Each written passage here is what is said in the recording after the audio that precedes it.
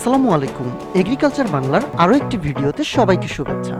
আজ আমি আপনাদের দেখাবো কিভাবে সহজেই একটি কোয়াড়ে ঘুড়ি বানাতে হয়।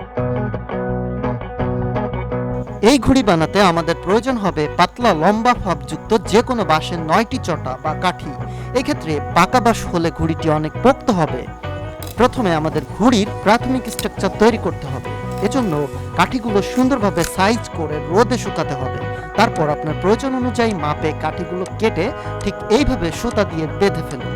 কাপড় সেলাই করা সুতা কয়েক ভাঁজ করে ঘুড়ির কাঠামো তৈরিতে বেশ উপযোগী। কাঠামো তৈরি হয়ে গেলে পছন্দ মতো কাগজ এবং আটা দিয়ে স্ট্রাকচারটি ঢেকে ফেলুন। এরপর ঘুড়ি ওড়ানোর জন্য খুব হিসাব মতো 3টি সুতা বাঁধতে হয়। এই সুতা 3টি কমপক্ষে ঘুড়িটির যত লম্বা ঠিক এর চেয়ে বেশি লম্বা এবং একই মাপের হতে হবে।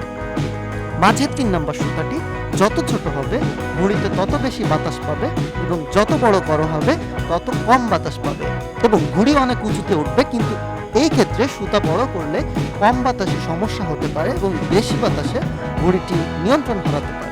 প্রিয় দর্শক, চলুন আমরা হাতে কলমে কাজটি শুরু করি।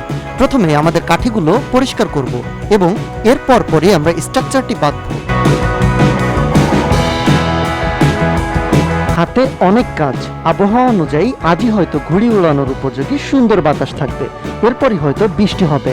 তাই জানি না আজকে বিকেলের মধ্যেই আমরা কাজটি শেষ করতে পারবো কিনা। গুণাকৃতির এই অংশটি সুতা দিয়ে মেপে চারপাশ সমানভাবে বাঁধতে হবে।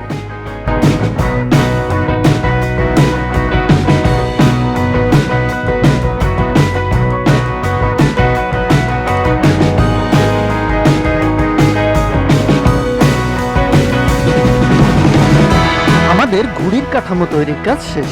এরপর পছন্দ মতো পেপার দিয়ে সুন্দরভাবে টান টান করে আটা দিয়ে ছিঁড়ে ফেললেই আমাদের ঘুড়িটি আকাশে ওড়ার জন্য প্রস্তুত হয়ে যাবে।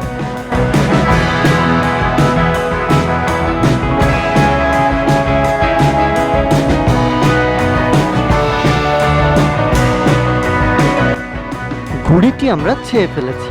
এখন ওড়ানোর জন্য বডিতে 3টি সুতা ও লেজা বেঁধে দিব।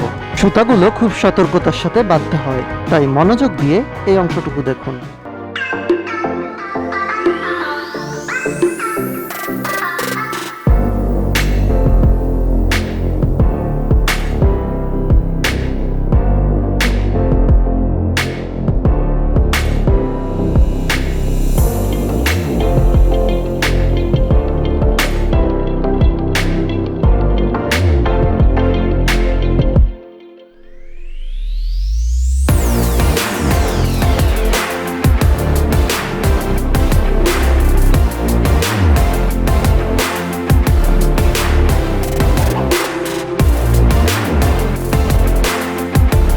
প্রিয় দর্শক, ঘুড়ি বানানোর কাজ শেষ।